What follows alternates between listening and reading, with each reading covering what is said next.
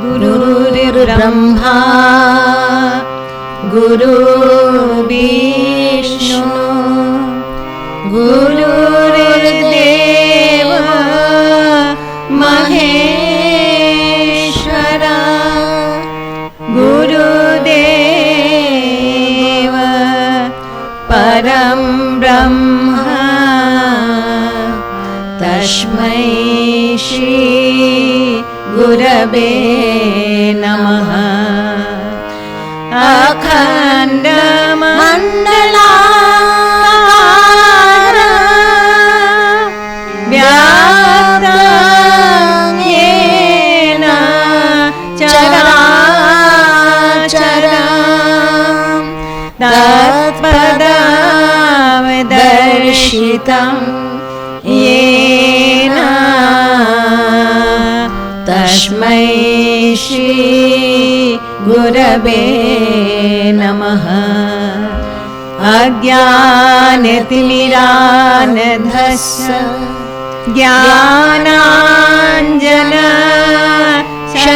ज्ञानाञ्जनशलाकया चक्षुरुन्मीलितं येन तस्मै श्री गुरवे नमः। ब्रह्मानंद परमसुखद केवलं ज्ञानमूर्ति गन्धातीतं गगनसदृशं तत्तमस्यादिलक्ष्यम् एकं नित्यं विमलवचलं सर्वधी साक्षीभूतं भावातीतं त्रिगुणरहितं सद्गुरुं तं नमामि। जय श्री रामकृष्ण।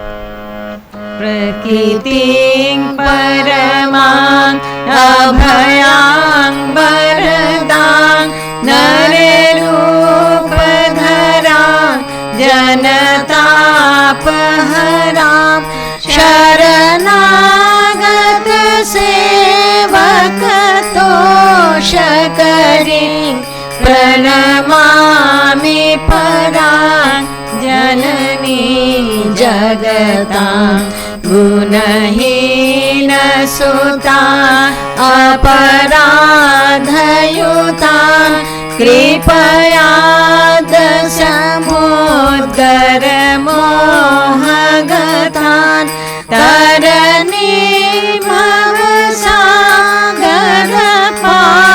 तरणीमवसागरपारकरीं प्रणमामि परां जननी जगतां विषयं कुसुमां परिहृत सदा चरणाम्बुरु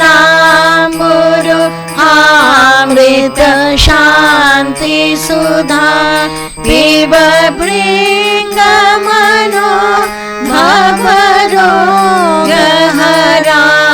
प्रणमामि परां जननी जगतां कृपां कुरु महादेवी सुतेषु प्रणतेषु च चरणाश्रयदानेन कृपामयी नमस्तुते। लज्जापटावृते नित्यं शारदे ज्ञानदायिके पापेभ्यो न सदा रक्ष कृपामयी नमस्तुते। राम कृष्ण गत प्राण तन्नाम श्रवण प्रिया तद्भाव रंजिताकारा प्रणमामि मुहुर्मुहुः पवित्रं चरितं यस्याः पवित्रं जीवनं तथा पवित्रता स्वरूपिण्यै तस्मै वै नमो नमः। देवीं प्रसन्नां प्रणतार्तिहन्ति योगीन्द्रपूज्यां युगधर्मपात्रे तां शारदां भक्तिविज्ञानदात्री दयास्वरूपा प्रणमामि नित्यं। स्नेहेन बध्नासि मनोस्मदीया दोषान् शेषान् सगुणी करोषि अहेतुनानो दयसे सदोषा स्वाङ्के गृहीत्वा यदिदं विचित्रं प्रसीद मातर् विनयेन याचे नित्यं भव स्नेहवती सुतेषु प्रेमैकबिन्दु चिरदग्धचित्ते विषिञ्च चित्तं कुरुना सुशान्तम्। जननीं शारदां देवी रामकृष्ण जगद्गुरु पादपद्मे तयोर्षित्वा प्रणमामि मुहुर्मुहुः। जय राम कृष्ण।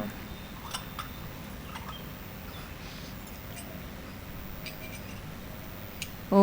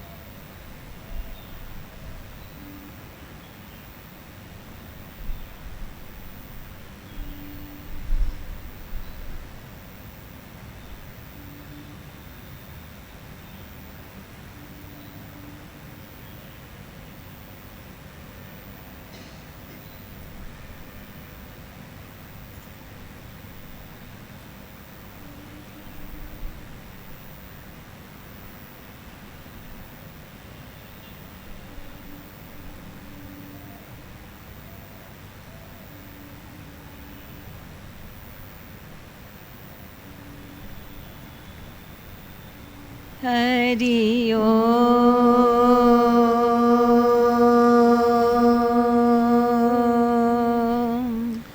श्री गुरुभ्यो नमः। हरि ओम।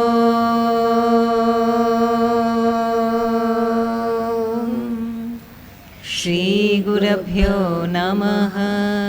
हरि ओम।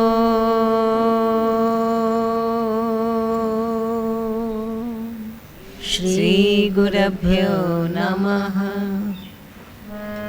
तव कथामृत तप्त जीवन कविभिरीत कल्मषापः श्रवणमङ्गला श्रीमदातता भुवि गृह्णान्ति भूरिदा जना भुवि गृह्णान्ति भूरिदा जना। जय मां।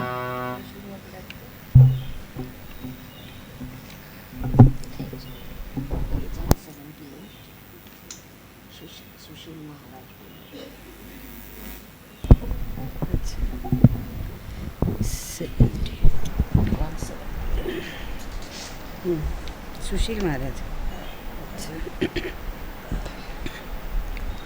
माँ की मधुर स्मृतियाँ, पेज नंबर 178।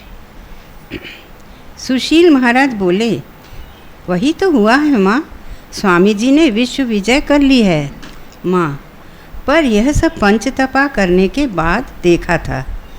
मेरे पंचतपा के बारे में बताने का अनुरोध करने पर वे बताने लगीं। ठाकुर की देह त्याग के बाद मुझे लगने लगा कि मैं अब नहीं रह पाऊंगी। मन में केवल यही आता, ऐसे सोने जैसे ठाकुर चले गए तो अब मैं ही क्यों रहूं? कुछ भी अच्छा नहीं लगता, किसी के साथ बातें करने की इच्छा नहीं होती। लड़के मेरी मनोदशा देखकर यह सोचकर मुझे तीर्थों में घुमाने लगे हैं, घुमाने लगे कि संभव है इससे मेरा मन शांत हो जाए। लाटू स्वामी अद्भुतानंद, योगिन स्वामी योगानंद, बूढ़े गोपाल स्वामी अद्वैतानंद, काली स्वामी अभेदानंद, शरत स्वामी शारदानंद, ये लोग साथ जाने लगे। जब मैं काशी में थी तो वहाँ एक नेपाली लड़की मेरे पास खूब आती थी। वह साध्वी थी, अनेक प्रकार के अनुष्ठान जानती थी। मेरी हालत देखकर एक दिन उसने कहा, माई पंच तपा करो। आहा, वह बड़ी भली लड़की थी। उसके कहने के बाद से केवल यही लगता, शायद पंच तपा करने से मेरे मन की ज्वाला शांत हो। शरीर रखने की चेष्टा करने लगी। एक दिन तो ठाकुर ने कहा था, तुम्हारी मृत्यु नहीं होगी, तुम्हें रहना होगा। उन दिनों कभी लगता नहीं, शरीर नहीं रखूँगी, क्या होगा शरीर रखकर। फिर ठाकुर की बात याद आने पर शरीर रखने की चेष्टा करने लगी। जो दिन बीते हैं तुम लोगों को अब क्या बताऊं। उसके बाद पूर्णिमा की रात को जब ठाकुर को गंगा में मिल जाते देखा, तभी से शरीर रखने का निश्चय किया। ठाकुर की बात याद आने लगी। उन्होंने कहा था, तुम्हारा जाना अभी नहीं होगा, तुम्हें रहना होगा। मैंने भला कितनों को देखा है, तुम्हारे पास ढेरों आएंगे, उनका भार तुम्हारे ऊपर है। यही सब बातें याद आने लगी और सारी रात नींद नहीं आई। सुबह योगिन को पंच तपा के लिए व्यवस्था करने को कहा। गोलाप और योगिन ने छत पर मिट्टी डालकर उपलों की व्यवस्था की। उसके बाद जिस दिन पंच तपा करना था, वह दिन आने पर मेरी छाती धड़-धड़ करने लगी। भय होने लगा कि किस प्रकार आग में प्रवेश करूंगी। जरा सोचकर देखो, 5-5 हाथ की दूरी पर उपलों की आग के 4 मोटे बेड़े गोलाई में रखे हुए धू-धू कर जल रहे हैं और सिर पर दोपहर का प्रचंड सूर्य तप रहा है। भयंकर गर्मी का मौसम था। सोच रही थी कि गंगा में स्नान करके आकर उस आग में प्रवेश करूंगी। योगी ने साहस दिलाते हुए कहा, माँ प्रवेश करो, भय क्या है। उसकी बातों से साहस पाकर ठाकुर का स्मरण करके घुस गई। बीच में जाकर बैठी, शाम तक बैठी रही। इसी प्रकार 5 दिन किया। शरीर जले हुए काठ के समान हो गया था। तब जाकर मन की अग्नि शांत हुई। सुशील महाराज बोले, आपको इतना करने की क्या ज़रूरत थी। उन्होंने कहा, बेटा जानते हो क्यों, तुम लोगों के लिए। लड़के क्या इतना कर सकेंगे। देखते नहीं गोलाब कैसे निश्चिंत होकर सो रही है, इसीलिए करना पड़ा। मैंने किया ही क्या है, ठाकुर ने कितना कुछ किया है। बस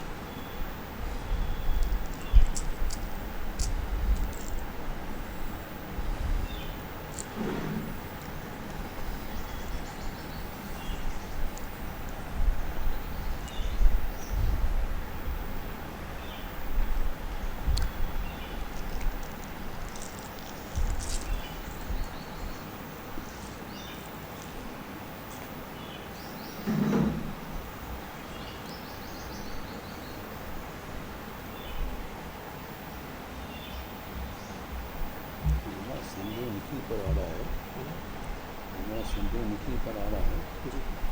मैं अपने विशाल को बोलती हूँ कि तुम्हें डिस्कस करें, ये सारा है निखिल को डिस्कस करें। फिलहाल तो बोलो, सबसे बात करो, मुझे निखिल को सही से बात करो।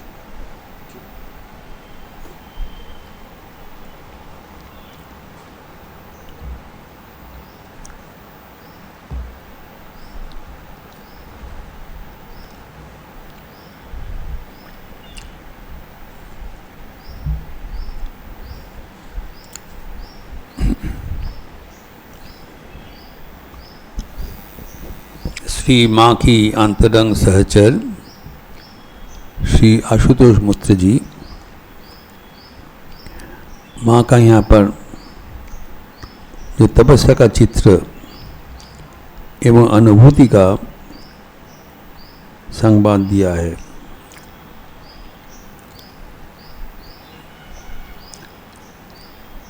श्री श्री ठाकुर के आदर्शन के बाद स्वभावतः माँ की मन भी ठाकुर को अनुगमन करने के लिए व्याकुल हो गए। हम जानते हैं कि शिव और शक्ति सदैव एक साथ रहते हैं।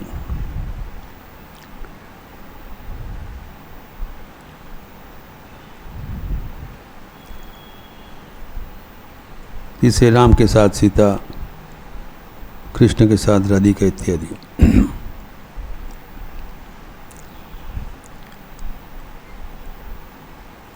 जब श्री श्री ठाकुर का लीला समापन हो गया तब श्री माँ ने स्वभावतः सोचने लगे अब उनको और क्या करना है, किस लिए दुनिया में रहें। लेकिन ठाकुर ने उनको दर्शन देकर कहा कि এই শরীরটা আর কি করেছে, কি আর করেছে, তোমাকে অনেক কিছু করতে হবে। मैं बहुत ही कम, बहुत थोड़ी सी काम किया हूँ, तुम्हें और बहुत करना पड़ेगा। इसका मतलब ये नहीं है कि ठाकुर कुछ किया नहीं। कारण अंत में आज देखते हैं माँ स्वयं कह रहे हैं मैंने किया ही क्या है, ठाकुर ने कितना कुछ किया। तो दोनों बातों में संगति नहीं हो रहा है। ठाकुर एक ओर से कहते हैं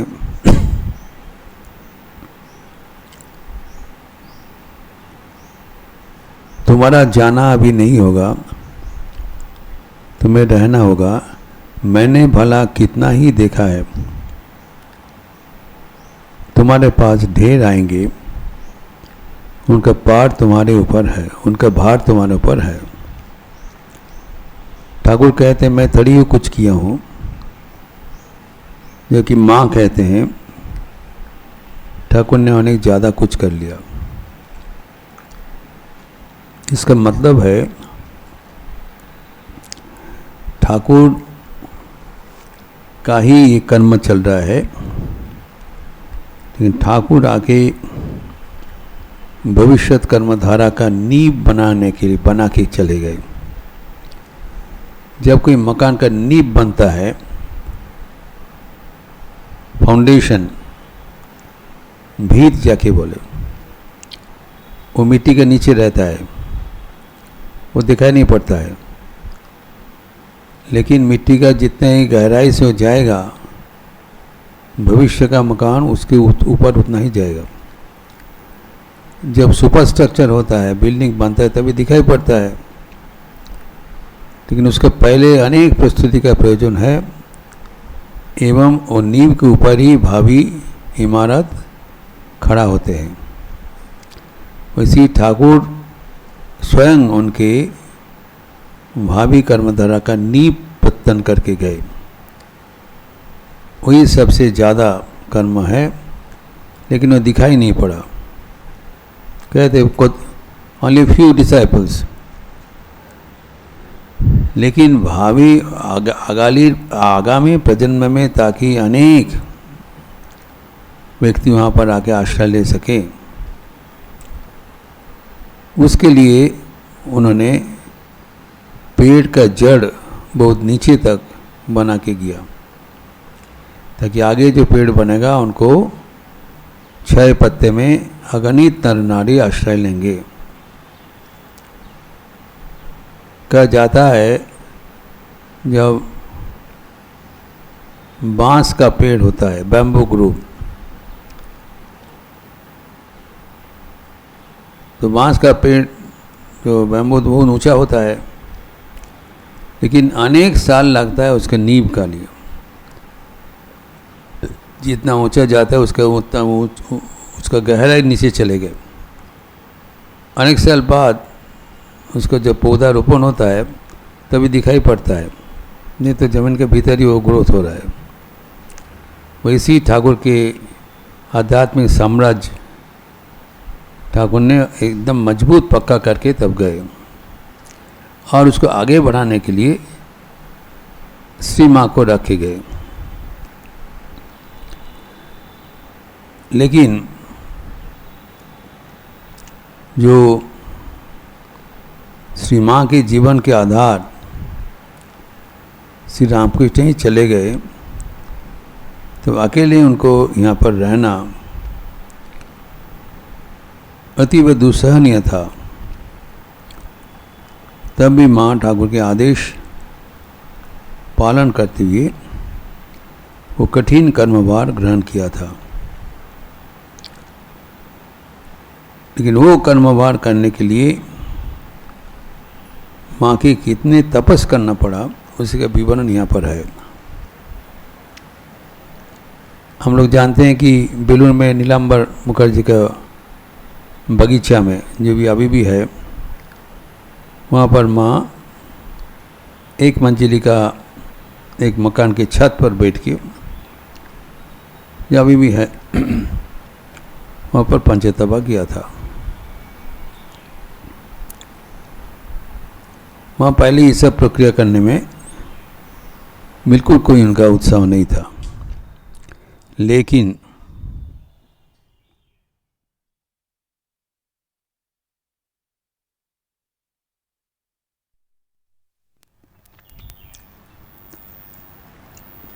लेकिन जब माँ बनारस गए थे, वहाँ पर एक नेपाली साध्वी रमणी, उनका अवस्था देखकर उनने पंचतपा करने के सलाह दिया था। भक्तगण सुनने के लिए आग्रही थी कि क्या होता है। तब मैंने बताया कि उपलों को ढेर से बना हुआ 4 अग्नि नज़दीक में, दूर नहीं, 5-5 हाथ, ओनली 2.5 years, 30 फीट का दूरी में एक चारों ओर रहेगा 4, और ऊपर में मध्याह्न सूर्य। गर्मी का समय ऐसे ही तो बाहर आना मुश्किल है, उसके ऊपर धूप का सामने बाहर आना और भी कठिन है। और फिर चारों ओर धू धू करके आग जल रही है। ये इतने भयानक परिस्थिति में कौन जिंदा बैठ सकता है? बेहोश हो जाएगा, मर भी जाएगा। लेकिन यही तपस्या है। कारण माँ का मन में जो विरह का अग्नि जल रहे हैं, उसको निर्वापन करने के लिए ये दुनिया का अग्नि का जलन करना पड़ा। So that the fire of the agony going on in her mind may be quenched.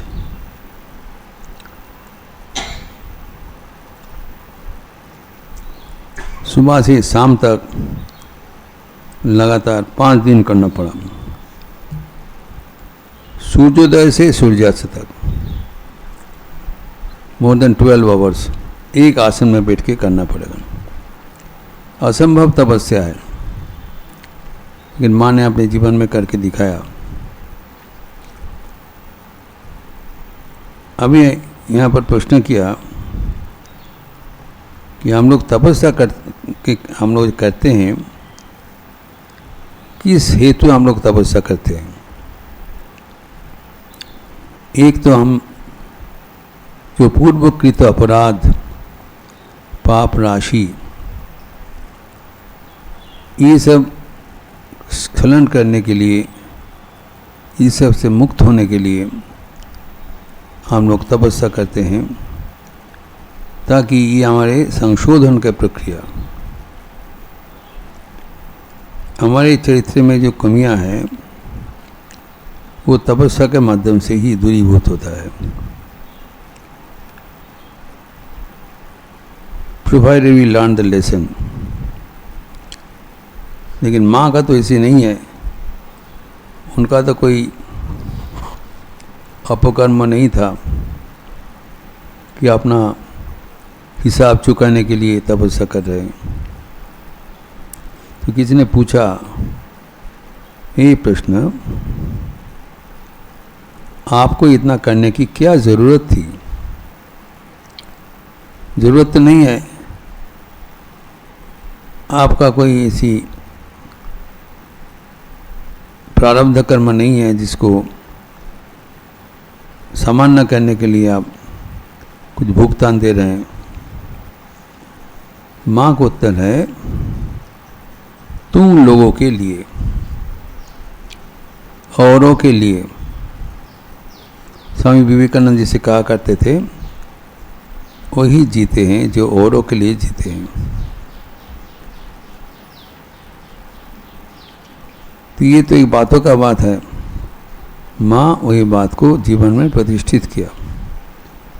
ये औरों के लिए, दूसरे व्यक्ति के लिए इतना तक तपस्या करना कोई असुविधा नहीं है। मैंने किया, इन द मिडिल कोई छोड़ के भगा नहीं, शुरू किया, जो अपना नियम है पालन किया, एवं उसके बाद ही उनका मन की जो विरह वेदना का उपशम हुआ। वहाँ कह रहे हैं, क्योंकि जब ठाकुर उनको ये आदेश दिया है, मन में इतना कष्ट रखते हुए संभव नहीं है, कुछ कर्म में वो मन एकाग्र करने में असमर्थ हो गए, किसी के साथ बात करने की इच्छा नहीं हो रहा है, जीने का इच्छा नहीं है, सोने का इच्छा नहीं है, खाने का इच्छा भी वितृष्ण हो गया। अगर जीवन में जीने का आपका कोई इच्छा नहीं है तब जी नहीं सकते हैं। लेकिन उस मुहूर्त में ठाकुर वहाँ के पास आए थे, तुम्हारा मृत्यु नहीं होगा, तुम्हें कर्म करना पड़ेगा। तो ये जो दर्शन के बाद देखिए माँ का तत्काल काम करना शुरू कर दिया। कुछ कर्म नहीं करने चाहते थे, तत्काल पूरा संसार का दायित्व ले लिया और बोला ठीक है। तो उनका जो रोल है, रिस्पॉन्सिबिलिटी माँ का, वो भी ठाकुर का जीवनी से हम लोग मिलता है। और ये उनके साथ भगवान का जैसे योगदान हुआ था, वो भी हमारे जीवन में एक प्रेरणा का उत्स होकर है। प्रेरणा का उत्स ही है जो ठाकुर ही सब कर्म करा रहे हैं हमारे माध्यम से। हमारे ठाकुर का कर्म करना दो प्रक्रिया से हो सकता है। एक है मजबूर होके रोते हुए ये कर्म करने में आपत्ति है बताते हुए कर्म करें, कारण हम आपत्ति बताने से भी ठाकुर का करना है तो हमसे ही कराएंगे, दूसरे किसी नहीं कराएंगे। So 2 ways of doing the work। एक है सहयोगिता के साथ, कोऑपरेटिंग विद गॉड, ये भगवान का दिया हुआ कर्म है, ये करना हमारे उचित है, खुशी खुशी से वो कर्म करना। और दूसरा है रोते हुए भी कर्म करना। ये मान लीजिए जो कर्म जो दिया हुआ है उससे आपको छुट्टी नहीं मिलेगा, रोने से भी करना पड़ेगा, मुस्कुराने से भी करना पड़ेगा। जब करना ही है तो रोते हुए क्यों करें? वहाँ तो करना नहीं चाहा, ठाकुर तो छोड़ा नहीं उनको। अर्जुन ने युद्ध नहीं करना चाहा, भगवान तो छोड़ा नहीं। देखिए ये समझना पड़ेगा, ईश्वर के पास यंत्र हम लोग हैं, आज यंत्र का कुछ कमियां नहीं है। वी आर नॉट इंडिस्पेंसिबल, हम सोचते हैं अगर हम नहीं करने दूसरा किसी से कराएं। लेकिन ईश्वर का कर्म है, ही इज वेरी चूजी। जो कर्म जिससे कराएंगे सोचा है उसी से ही कराएंगे। He will not select any one else. हम लोग को होता है पसंद नहीं हुआ दूसरे किसी को पसंद कर ले, ये ईश्वर का नहीं है। जिसको पसंद करते हैं उसको उसी को ही पसंद करेगा। हम लोग को उनका निष्ठा नहीं है, किसी से मन नहीं टिकता है ठीक है दूसरे को दोस्त बना लेते हैं, नहीं, ईश्वर को ही नहीं है। जिसको मैं सोचा हूँ उसी से ही कराएंगे। जब तक नहीं करेंगे उसको राजी करा के करेंगे, ये नहीं है ज़बरदस्ती कराएंगे। ज़बरदस्ती भी करा सकते हैं, कभी नहीं करते हैं। वो जब तक राजी तक जब तक नहीं होंगे उसका पीछा नहीं छोड़ेंगे। वेरी परसिवरिंग, छोड़ता नहीं कभी। ये ईश्वर के बाद अनेक यंत्र है, माँ नहीं करेंगे दूसरे किसी से कराएं। He is all powerful. जो कर्म माँ से कराना है वो माँ की कराएंगे। ठाकुर के षोडश सन्यासी पार्षद थे, जोगिन महाराज अन्यतम। जोगिन महाराज का जब कठोर तपस्या से शरीर खराब हो गया, बीमारी हो गया,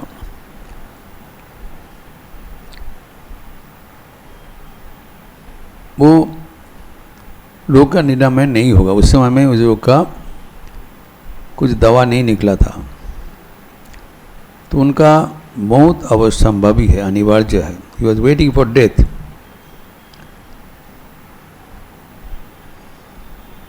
लेकिन उस समय में उनका डेथ नहीं हो पा रहा है। चुमे मनुष्य टानाटनी, जम उसको लेने के लिए खींच रहा है, किसी ने उसको रोक रहा है। तो कोई डॉक्टर का कोई इलाज नहीं हो रहा है, ना वो जी पा रहा है ना मर पा रहा है। मृत्यु भी नहीं हो रहा है, जीना भी असंभव है। तो गिरीश चंद्र घोष जोगिन महाराज के पास आए। जोगिन ये क्या हो रहा है हमें समझ में नहीं पा रहे हैं। तब जोगिन महाराज कहा, देखो डेली ठाकुर आके शाम को आके उपस्थित होते हैं और कहते हैं, खड़ा रहते हैं। तो मैं बताता हूँ, देखिए मैं इस जीवन में बहुत झेल चुका हूँ, हम लोग सभी झेल चुके हैं, बहुत झेल चुके। मैं और आने वाला नहीं हूँ, लेकिन हम लोग को नहीं कह सकते हैं क्योंकि हमारा प्रारब्ध है। हमारा जो कर्म राशि चुकाने के लिए हमें बारंबार आना पड़ता है। क्योंकि जोगिन महाराज ईश्वर कोटि है, नित्य सिद्ध है, उनका तो जन्म ग्रहण करने का कोई कारण नहीं है। दूसरे को मुक्ति दिलाने के लिए वो अवतीर्ण होते हैं।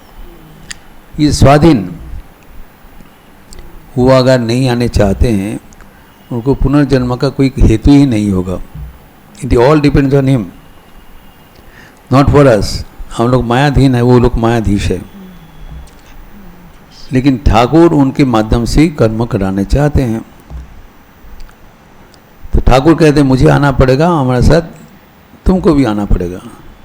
वो कहते हैं आपको आना पड़ेगा, आप आइए, हमको क्यों परेशानी करे। तो देखिए सोचिए, जोगिन महाराज ना आवे, इतना व्यक्ति है, किसी से आए नहीं। उनका जोगिन पर ही उनका विश्वास है। जोगिन कौन है? कृष्ण सखा अर्जुन।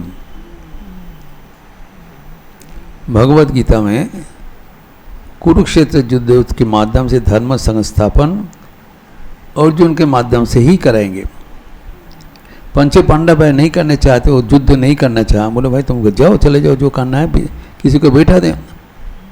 क्योंकि कह रहे हैं ना कि मई वो एता निहिता पूर्वमेव, ये तो युद्ध हो चुका है, इन्हों से मर चुका है। खाली ये किसी को दिखावटी के लिए कि नाम को वास्ते खड़ा करना पड़ेगा। तो खड़ा करने वाला जो आदमी होगा मेरे विचार से तुमसे ही करेंगे। तुम नहीं करने चाहते हो तो हम छोड़ेंगे नहीं। तो ये पहला अध्याय से नाना प्रकार का अर्जुन ने कहा नहीं हम भिक्षा मांगेंगे नहीं करेंगे। तो पहले तो डांट फट कर किया, काम नहीं हुआ, फिर समझाया, नाना प्रकार का जोग प्रस्ताव किया, तभी भी समझा नहीं। फिर विश्व रूप से माध्यम से दिखा दिया, वीडियो शो दिखा दिया, देखो क्या होने वाला है, तुम क्यों घबराते हो, ये सब बन चुका है। देखने के बाद वो गदगद होकर प्रार्थना कर रहे हैं आपको क्या कृपा है, तभी भी माना नहीं। ऐसी व्यक्ति है इतना जल्दी मानने वाला नहीं है। एकादश अध्याय और 7 अध्याय पढ़ाना पड़ा। आखिर में अष्टादश अध्याय में 73 वर्ष में जब कहा ठीक है बाबा करिष्ये वचनम तव, क्यों करेंगे, मोह नष्ट स्मृति लब्धा।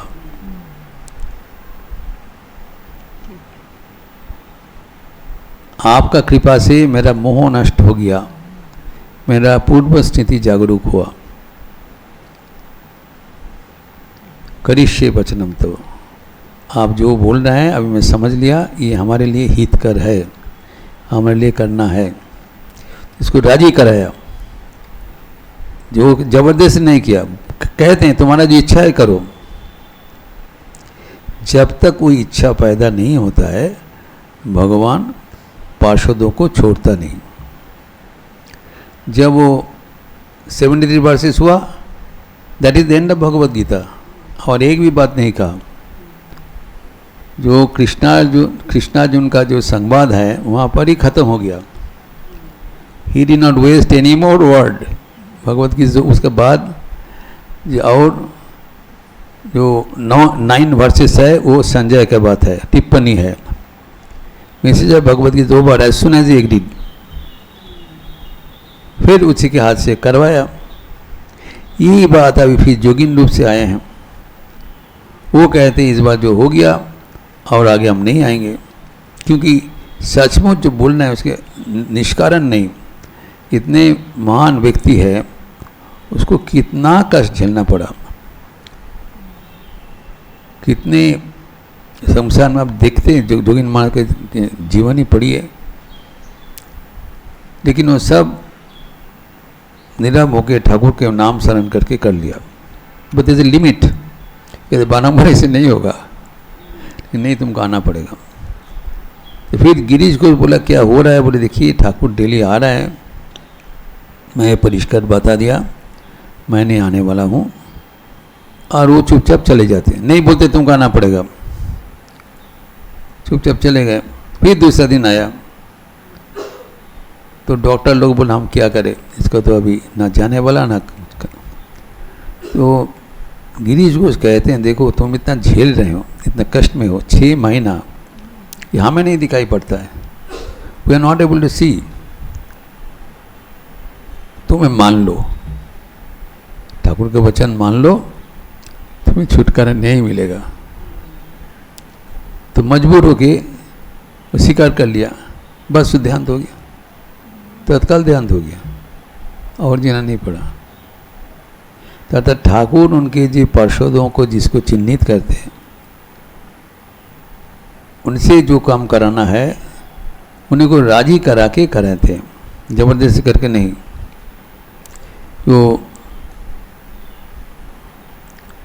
लक्ष्मी दीदी शीतला का बता रहा है, ठाकुर के कर्म करने के लिए आए थे, ठाकुर ने मना किया इसको शादी मत दिया जाए।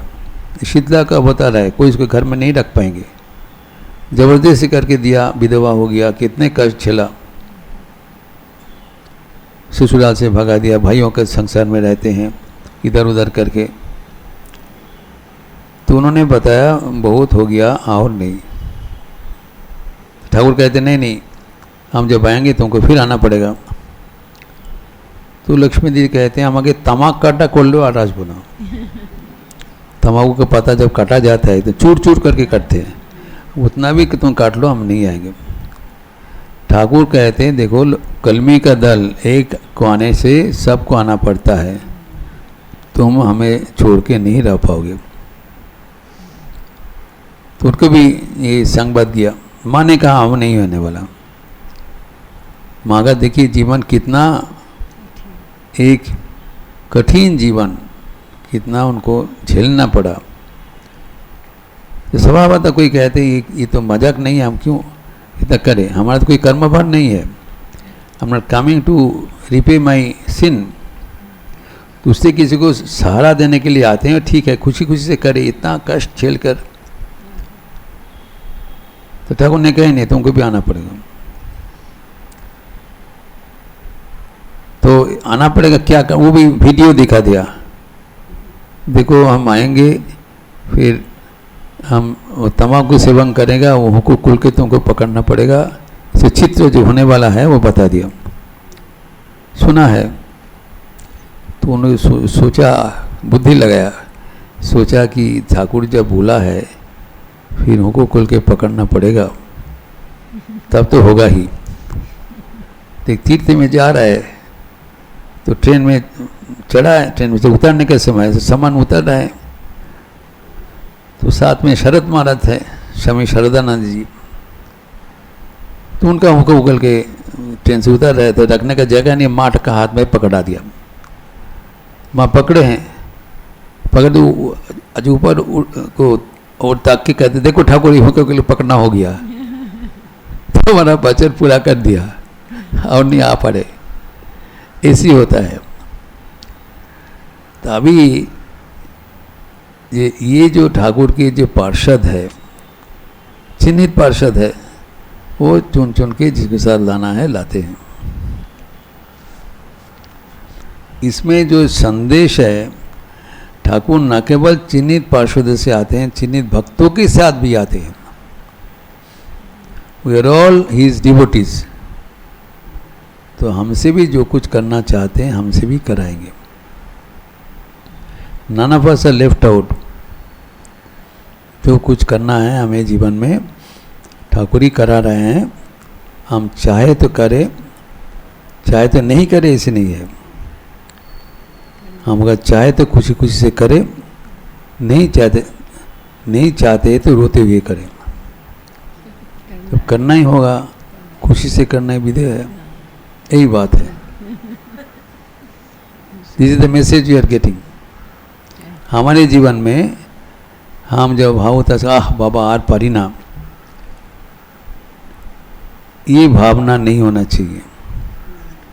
हमारे भीतर शक्ति है इसीलिए करा रहे हैं।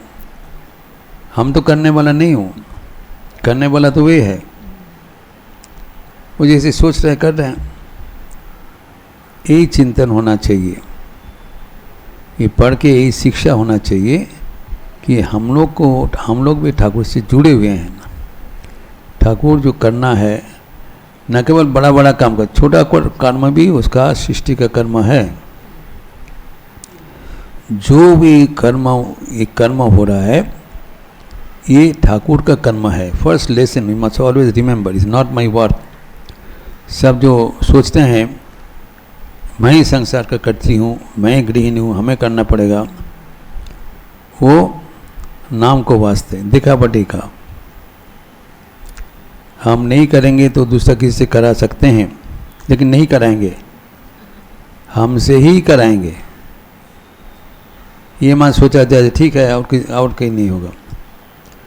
तो अगर हमसे ही कराएंगे तो हमारा अगर करने में सामर्थ्य नहीं है, कैसे करेंगे वो समझेंगे, कैसे करेंगे। हमारा कितना सामर्थ्य है हम क्या जानते हैं। तो the message is cooperate with God. Thakur के साथ सहयोगिता करें, आनंद से कर्म करें, आनंद से जिए। ये मत सोचिए कैसे होगा, देखते रहिए। योर विटनेस, आप आश्चर्य हो जाएंगे जी आपके माध्यम से कैसे क्या हो रहा है। आपका बश के बात नहीं है, आप तो कर्मी नहीं हो, वो करने वाला वो। अर्जुन कभी सोचा नहीं कि उनके सामने जिन लोग खड़े हैं पहले बहुत अहंकार से बोल रहे थे। फर्स्ट चैप्टर में सेनाधिपति है और अजय है, इंद्रों के भी हरा दिया, सबको हरा दिया, त्रिलोक विजयी है। तो कृष्ण का बोल रहे हैं, देखो ये कौन माए के लाल है, खड़े हैं हमसे, थोड़ा दिखाओ तो। श्री कृष्ण बोला अच्छा ठीक है दिखा रहा हूँ। पहले ही लाके उनको द्रोण, भीष्म, कर्ण इसके सामने खड़ा कर दिया, क्योंकि एक एक है अजय। So many people are around him, he is only one. So many people, Ashwatthama, कोई इनको निहत का नहीं कर सकता। इन लोग उनका से प्रतिपक्ष है। तो अर्जुन ने सोच लिया ये कैसे संभव है, असंभव बात है। आप अगर सोच के देखें, फिर उनका जो सेना है उनका 7 बैटेलियन है, इनको 11 बैटेलियन है, 1.5 टाइम्स मोर। अकेला तो नहीं लड़ेंगे, उसको तो सेना संबंध चाहिए। उनसे जो प्रतिपक्ष है वो उनसे 1.5 गुना अधिक शक्तिशाली है, उतना नंबर है और इतने योद्धाएं हैं। तो वो सोच ले, he is an intelligent person, ये आई कैन नेवर विन। तो पहले से हार जाना ठीक है, अगर हम लड़ाई करें, इतना लोकोक्षय हो, बहुत दुपक्ष आदमी मरेगा, why unnecessarily I will be the cause for this so many losses of life. पहले से हम स्वीकार करके चले जाए। तो इसी के कहा नहीं, तुम्हारा काम है युद्ध करना, तुम्हें लड़ाई करना ही पड़ेगा, जो भी हो नतीजा। फिर इसके बाद इतना चीज हुआ, हम बताया। फिर वो देखा नहीं, आखिर में तो विजय उन्हीं का हुआ। तो भगवान असंभव से संभव कराते हैं, क्योंकि उसकी शक्ति हमारा विचार के अनुसार नहीं होता है, विचार के परे है। लेकिन हमारे जीवन में एक बड़ा सुअवसर है कि भगवान हमारे माध्यम से उनको काम करा रहे हैं। ये हमारे सुअवसर है। जीवन में जो भगवान सुअवसर देते हैं उसको ग्रहण करने का हमारे विचार होना चाहिए, बुद्धि होना चाहिए। भगवान का अवसर हम ग्रहण करते हुए भगवान के अभिशाप रूप से लेते हैं, सोचते हैं हमारा कितना दुर्भाग्य है, ये अवस्था हो गया। हमारा परम सौभाग्य है जो भगवान हमसे काम करा रहे। ये बोध हर पल में होना चाहिए। फीलिंग ऑफ ग्रेटिट्यूड, कृतज्ञता। हम जैसे एक क्षुद्र व्यक्ति के लिए भगवान इतने प्यार से हमें उनका हाथ में यंत्र मान लिया और ये यंत्र से काम करा रहे हैं। काम तो करना ही पड़ेगा। अगर हमारा मनोभाव हम बदल लें, मानसिकता बदल लें, तब जीवन का रंग बदल जाता है एवं हमारा आचरण भी बदल जाता है। बहुत सोच के देखिएगा, आप रोते हुए भी जीवन जी सकते हैं, मुस्कुराते हुए भी जी सकते हैं। मुस्कुराते हुए जिए। अगर जो वास्तव है अगर उसको ग्रहण करे, स्वीकार करे, वास्तव है, ही इज द डूअर। तो भगवान का बात तो मानना पड़ेगा। भगवद गीता में कहते हैं 61 वर्स 18 चैप्टर, ईश्वर सर्वभूतानां निर्देश, सबके भीतर भगवान है, वो तो मानते हैं। फिर दूसरे लाइन में बताया ब्राह्मण सर्वभूतानि यंत्रोणानि माया। जैसे यंत्र में जो यंत्री चलाते हैं, ड्राइवर जैसे गाड़ी चलाते हैं, वही हमारे चालक है। गाड़ी जहाँ जाएगा तो ड्राइवर को निर्भर करेगा ना दूसरा किससे निर्भर करेगा। स्टीयरिंग तो उनका हाथ में है, ब्रेक क्लच उनके हाथ में, उनको शक्ति में है। तो चालक को भी निर्भर करना पड़ेगा। जब ईश्वर ही हमारे चालक है, हमें चालना कर रहे हैं, ये पहले मानना पड़ेगा। वही कर्मी है, मैं करता नहीं हूँ। घर में जाएंगे हम सोच नहीं, ये मेरी इख्तियार है, मेरी जीवन है, मेरी संसार है, कुछ किसी का संसार नहीं है, सब भगवान का है। पहला शर्त है। वही उनका सब कुछ करता है, एवं मालिक कोई है वही करेंगे, कर रही है। अगर हमें मान ले फर्क क्या है, तब कोई कर्म में हमारा टेंशन नहीं है, तनाव नहीं है। तो वही कर्म वही कर्म बने तो टेंशन उनका होगा। जो प्लेन में हम ट्रैवल करते हैं, प्लेन में बड़ा खतरा जर्नी होता है, ऊपर में इतना निम्न रक्तचाप वायु चाप होता है, कभी डिप्रेशन होता है, तो कभी कोई पायलट बोलते हैं सीट बेल्ट लगाओ, सीट बेल्ट लगाओ। हम लोग तो पता नहीं था, हम लोग चाय पीते हैं। तो ट्रेन जर्नी में हमारा कोई तनाव नहीं रहता है, अब वी एंजॉय द फ्लाइट। लेकिन जो पायलट जो चला रहे हैं वो समझ रहे हैं कि 6 घंटे बाद उसका अभी ड्यूटी बदलना पड़ेगा, परेशान हो जाते हैं। तो परेशानी पायलट को होगा ना मेरा होगा। अगर हम बैठ के हम सोचे जहाँ हम गाड़ी चला रहे हैं तो ट्रेन के बाद तो हमारा परेशानी हो जाएगा, जो बेकार है, अनर्थक है। हमारा तो कुछ चलाना नहीं हुआ। अब चाहे व ना चाहे पायलट जहाँ से टेकअप होगा, जहाँ जाना है वो लैंड करेगा। तुम्हारा विचार नहीं है, तुम आराम से बैठे रहो। तो हमारा बारी है आराम से बैठे रहना, और उसका परिचय है कोई टेंशन नहीं रहेगा, तनाव नहीं, तनाव मुक्त जीवन, खुशी खुशी जीवन है। दूसरा है तो हमारा तो क्लांति नहीं होगा। कर्म करने से ना थकन होगा, कर्म तो वही कर रहे। I am having the pen,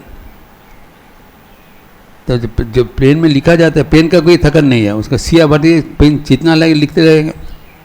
pen is never tired, the writer is tired. हम अगर पेन होके समझे मैं ही चिट्ठी लिख रहा हूँ, ये तो बेवकूफ़ी है। ये पेन से कविता भी लिख सकते हो और गालीबाजी लिख सकते हो, पेन का जिम्मेदारी नहीं है। ये प्रश्न पूछा गया था शरद चंद्र चट्टोपाध्याय, जो विख्यात कथा साहित्यिक है, स्वामी रामकृष्णानंद जी के पूछा था, स्वामी जी आप इतना बड़ा शरीर है, आप ये जो चेन्नई में घूमते रहते हैं एवं इतना कष्ट करके, इतना क्लासेस 11 क्लासेस ए डे, इतना गर्मी में, तो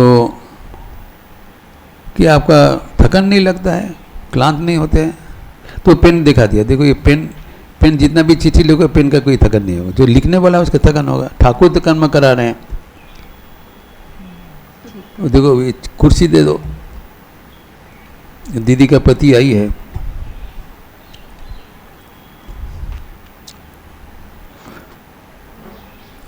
तो शरद चंद्र चट्टोपाध्याय बोले ऐसी होता है क्या? बोले देखो ही इज नेवर टायर्ड। तो अगर हम ये बात मान ले, अब माने या ना माने ये होता है, अगर ये स्वीकार कर ले कि ठाकुर ही सब काम कर रहे हैं, तब आपके जीवन में कोई क्लांति नहीं आएगा। You are never tired and do not have any tension. तीसरा चीज है, आपका जीवन में हर पल आनंद होगा, क्योंकि आप ठाकुर के हाथ में है। अगर पेन अगर उस जानेगा कि मैं रविंद्रनाथ ठाकुर का पेन हूँ, इनका मज़ा नहीं आएगा, मैं विश्व कवि का पेन हूँ। अरे बदमाश के हाथ में रहे तो पेन का उतना मर्यादा नहीं होगा। तो हमारे लिखने वाला स्वयं भगवान है। जब ये सोचेंगे तो आपको रोमांच होगा, अरे हम ठाकुर के हाथ में यंत्र मात्र है, हम ठाकुर के साथ जुड़े हुए हैं। I am every moment connected with God, जो कि परम प्रेम, परम आनंद, परम ऐश्वर्य का उत्स है। जब हम कर्म करेंगे तब सोचेंगे जितना पल कर्म करे प्रभु, तब तक आपके साथ जुड़े हुए हैं, जितना कर्म कराना है कराइए। I want to be ever connected with God. Will feel happy. जीवन में ना कोई तनाव रहेगा, ना कोई क्लांति रहेगा, ना कोई दुख रहेगा। आनंद से जीते रहिए ठाकुर के साथ। परवर्ती काल में नहीं, अभी हर पल लिव विद गॉड। जननीं शारदां देवीं रामकृष्णं जगद्गुरुं पाद पद्मे तव स्थित्वा प्रणमामि मुहुर्मुहुः। राम कृष्ण शरणं राम कृष्ण शरणं राम कृष्ण शरणं जय जय राम कृष्ण शरणं राम कृष्ण शरणं राम कृष्ण शरणं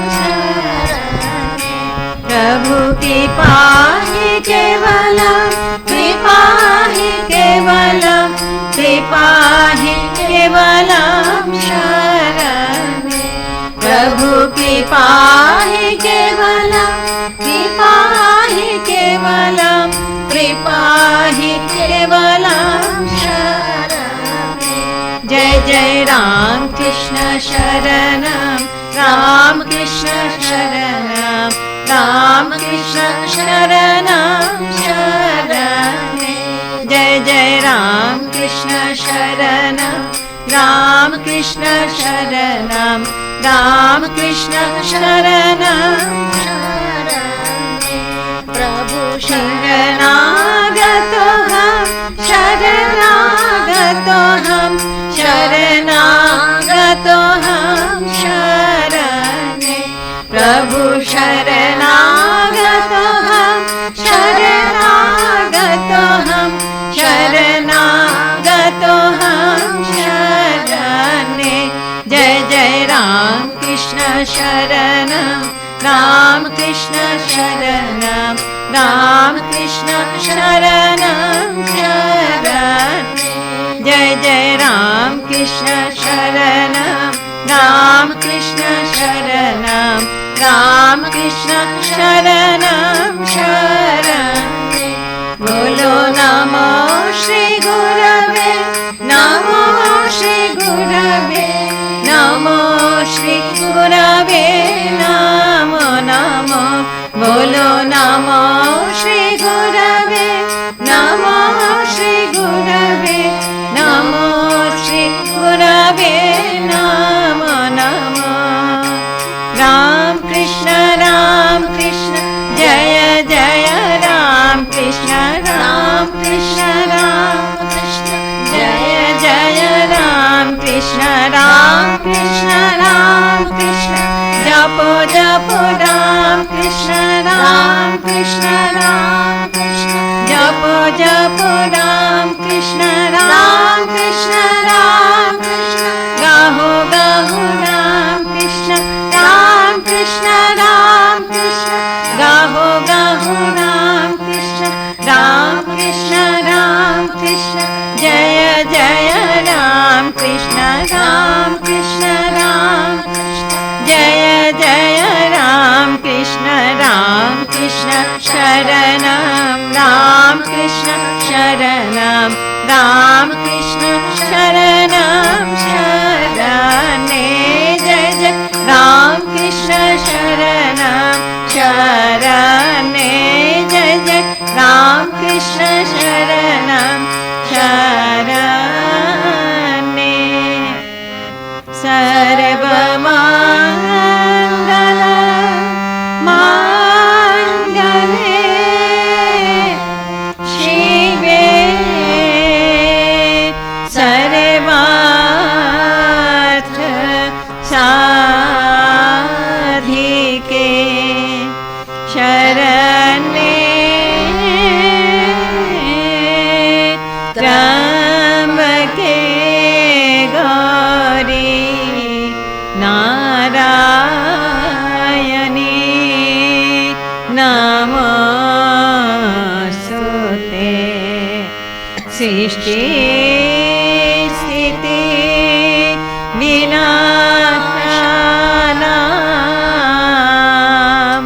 शक्तिभूते सनातनी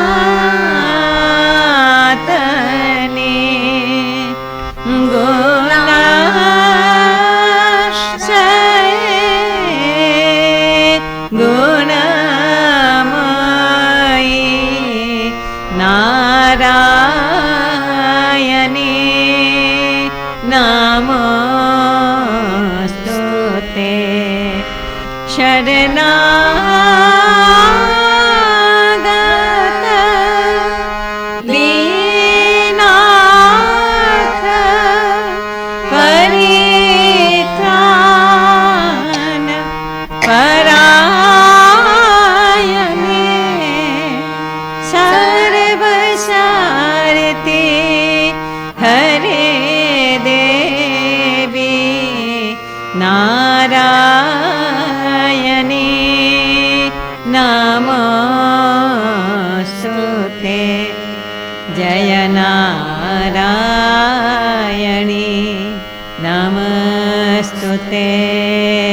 जय नारायणी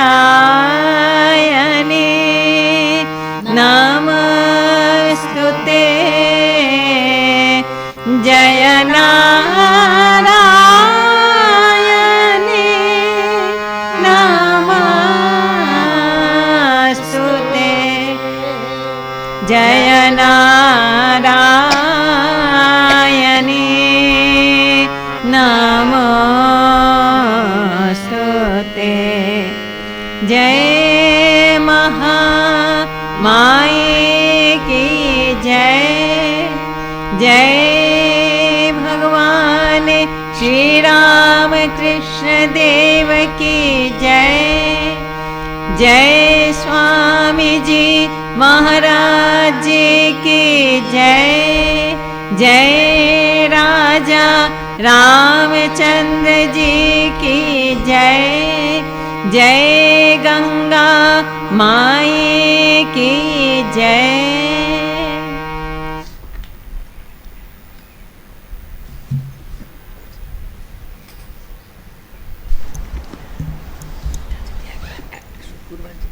तो भालो व्याख्या महाराज हमार बाई महाराज हम लोगों का जैसे महीने भर माँ की मधुर स्मृति हम लोग पढ़ते हैं, तो आज आपने जो गीता की व्याख्या की ना, वो इतना ज़्यादा मन को छू गया कि इस तरह से तो हम लोग पढ़ के भी इस तरह से गहराई में समझ नहीं पाते हैं, जबकि उनका अर्थ लिखा होता है नीचे। फिर भी तो हम लोगों का क्या महीने में एक क्लास नहीं हो सकता है गीता का? हम लोग आ नहीं पाते हैं रात को महाराज, जो आप क्लास लेते हैं रात को आजकल आ नहीं पाते हैं। तो इच्छे एक क्लास आप लोग दिन भर व्यस्त रहते हैं, इसलिए हम सुबह में जो 15 मिनट का सत्प्रसंग का जो संदेश देते हैं, हाँ। उनमें ठाकुर का विभिन्न प्रकार का भावधारा देते हैं। और धीरे धीरे आप लेते रहिए, आने जीवन में लगाइए। आपको आना नहीं पड़ेगा, आप मोबाइल में देख सकते हैं, अभी कभी भी देख सकते हैं, वो यूट्यूब में रहता है फुर्सत पर, वो आपके जीवन को समृद्ध करेगा। वो तो पढ़ते हैं महाराज, आपका डेली पढ़ते हैं, लेकिन वो गीता का जो श्लोक है उसका, जैसे आज आपने गीता का श्लोक बोल के फिर उसको व्याख्या किया है, तो वो अगर महीने में एक क्लास पूरे महीने में अगर, नहीं आप तो हर वीक हो रहा है। हाँ हाँ, तो फिर अच्छा माताओं को अधिक आना मुश्किल होगा, हम देखेंगे, अगर माँ की इच्छा होगा तो होगा। हाँ ठीक है। नहीं नहीं, दूसरे दिन में नहीं, एक फ्राइडे को, फ्राइडे में ही, एक फ्राइडे में ही। আজকে তো আমাদের অনেক মন ভরে গেছে, আজ বহুত আচ্ছা গীতার সাথে কম্পেয়ার করে। आज इसी बात पर इसी भजन हुआ, हाँ। इसी बात पर बोला दिए, वही तो, सब वही देखो, आते हैं, आज देखो, बुलाने से आते हैं। आज देखो इसी, आज जो सदगुरु हमने भजन गाया, जो बोला गया, इसी टॉपिक वही ना कनेक्ट हो गया, कनेक्ट हो गया। अद्भुत। আমি তোমার গায়ে গিয়ে পাঠিয়ে দেবো, गाके भेज देंगे। आज अद्भुत हुआ ना, मैंने हम लोग का भजन का जो बात वो, हाँ लाए हैं तुम्हारा।